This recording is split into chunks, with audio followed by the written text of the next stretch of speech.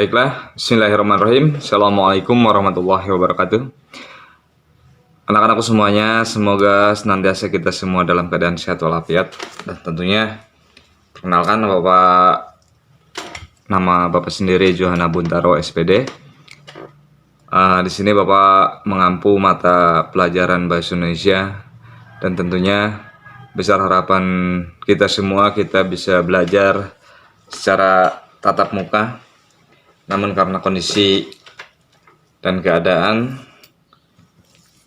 sehingga pembelajaran dilakukan secara daring. Baiklah anak-anakku semuanya, dalam hal ini Bapak ingin menyampaikan materi kegiatan khususnya di kelas 10 tingkat SMK, bahwa yang akan Bapak sampaikan itu masalah proses pembelajaran mengidentifikasi teks laporan hasil observasi yang dipresentasikan. Tentunya, dalam hal ini, pernahkah kalian berpikir bahwa laporan hasil observasi yang dibuat itu pasti dan ada saja yang mengandung kesalahannya, terutama ketika kita melakukan mengidentifikasinya. Untuk itu, untuk memperkecil kesalahan tersebut, terdapat kriteria yang digunakan untuk mengidentifikasi apakah teks yang kita buat atau yang kita baca tersebut adalah hasil observasi atau bukan. Berikut kita akan mencoba memperkenalkan dengan cara mengidentifikasi teks laporan hasil observasi yang nantinya mampu untuk dipresentasikan. Anak-anakku semuanya, pada intinya observasi itu merupakan kegiatan yang tidak pernah terlepas dalam kehidupan seseorang, tentunya kehidupan kita sehari-hari. Observasi ini dapat dilakukan secara langsung ataupun tidak langsung. Nah, di sini observasi langsung itu bisa melalui kegiatan dengan cara kita melakukan proses mengamati, melihat, ya. Terus bisa juga dengan proses melakukan dan juga merasakan. Nah, ini itu yang dimaksud ataupun salah satu kegiatan observasi yang dilakukan secara langsung. Dan observasi yang dilakukan secara tidak langsung dapat dilakukan dengan cara kegiatan membaca. Dan kegiatan membaca, mendengarkan informasi, serta mendapatkan berita. Nah, itu yang termasuk ke dalam observasi tidak langsung. Nah, di sini anak-anakku semuanya, teks laporan hasil observasi memang sangat penting, terutama untuk mencari informasi yang sedang kita butuhkan. Banyak informasi itu, ya, beraneka ragam lah informasi. Ada informasi tentang pendidikan, kesenian, kesehatan, dan informasi lainnya, termasuk dalam kegiatan informasi terkait keadaan negara kita, khususnya yang sedang terkena bencana, yaitu masalah informasi COVID-19. Nah, itu juga termasuk anak-anak semuanya. Dan harus kita pahami juga, untuk mendapatkan teks ataupun kita melakukan kegiatan observasi, yaitu ada beberapa hal, ya kan, yang harus kita penuhi, ataupun dalam artian syarat yang harus kita penuhi dalam melakukan kegiatan laporan hasil daripada observasi. Dan hal tersebut diantaranya yaitu mengandung prinsip yang pertama, itu laporan yang kita buat itu harus lengkap. Lengkap di sini sudah jelas, artinya data dan fakta yang ada dalam laporan tersebut kita tuangkan, ya. Intinya harus lengkap. yang mana di dalamnya itu ada data dan juga ada fakta. Dan yang kedua itu jelas. Jangan sampai dalam laporan tersebut ada atau terdapatnya peluang penafsiran yang berbeda. Hal ini dapat dicapai bila bahasa yang digunakan benar dan komunikatif. Yang intinya, bahasa komunikatif itu bahasa yang sangat mudah untuk dipahami, ya. Oleh siapa?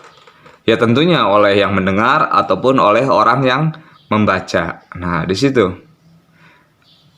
Percuma, intinya kita menggunakan bahasa yang bisa menimbulkan penafsiran ganda, ambigu bahasa tersebut. Sehingga itulah yang membuat arti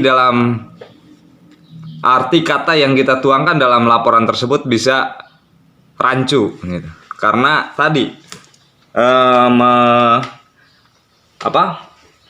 menjadikan penafsiran tersebut artinya menjadi ganda.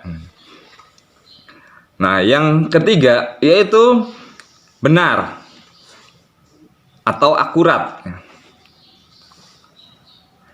Tentunya dalam keakuratan tersebut, data yang digunakan itu harus benar sehingga bermanfaat untuk mengambil keputusan yang benar. Dan juga yang keempat, sistematis. Sistematis di sini artinya itu dipaparkan secara runtut dengan model, ya kan? Ataupun sistem yang mudah dipahami. Ibarat kita membaca huruf alfabet, ya dari A dulu sampai dengan Z, begitu. Jadi harus runtut, sistematis, saling keterkaitan, tidak boleh ada yang terlewatkan. Dari awal judulnya apa, begitu, ayo sampai terakhir itu masalah simpulan. Ya. Jadi intinya sistematis itu harus runtut. Jadi jangan sampai kalian ini udah masuk ke isi, balik lagi ke pendahuluan dan sebagainya. Nah, itu jadi harus runtut dari A sampai dengan Z, ibarat kalau dalam alfabet, gitu. Nah, itu. Terus yang kelima, objektif.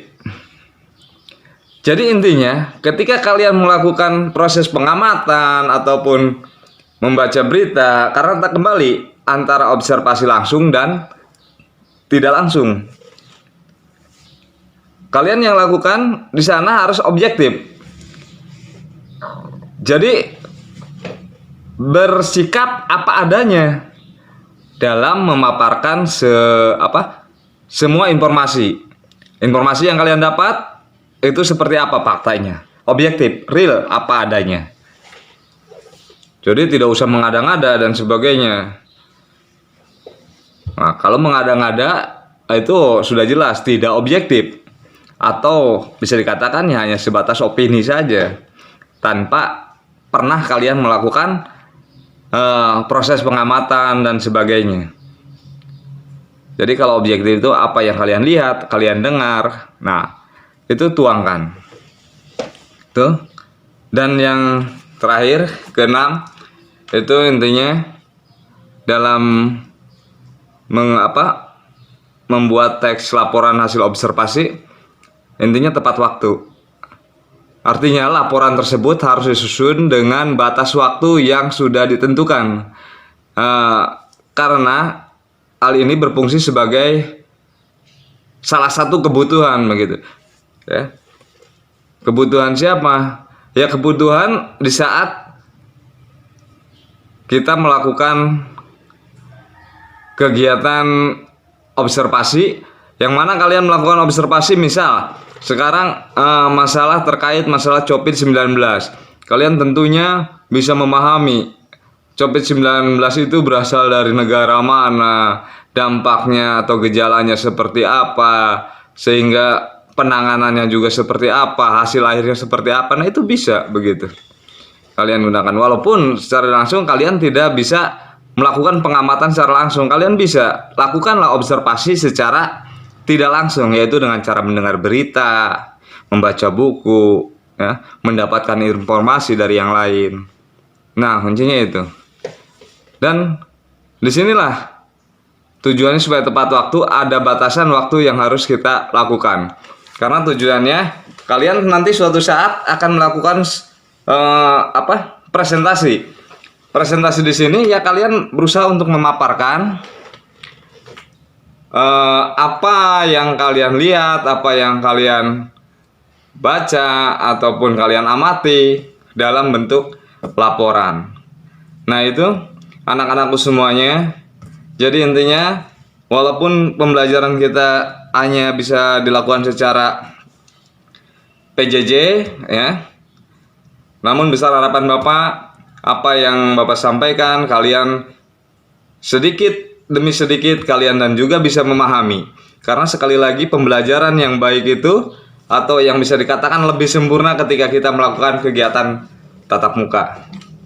Nah, itu jadi sekali lagi apa yang Bapak sampaikan, yang mohon simak dan juga dicatat anak-anakku semuanya yang menurut kalian itu penting, dan sebagai bahan nanti suatu saat kelak kita melakukan kegiatan tatap muka, semua kalian sudah punya bekal materi di semester pertama ini di tahun ajaran 2020-2021.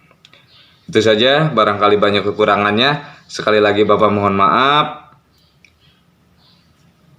Barangkali banyak hal ataupun apa yang Bapak sampaikan masih kurang jelas. Sekali lagi Bapak mohon maaf.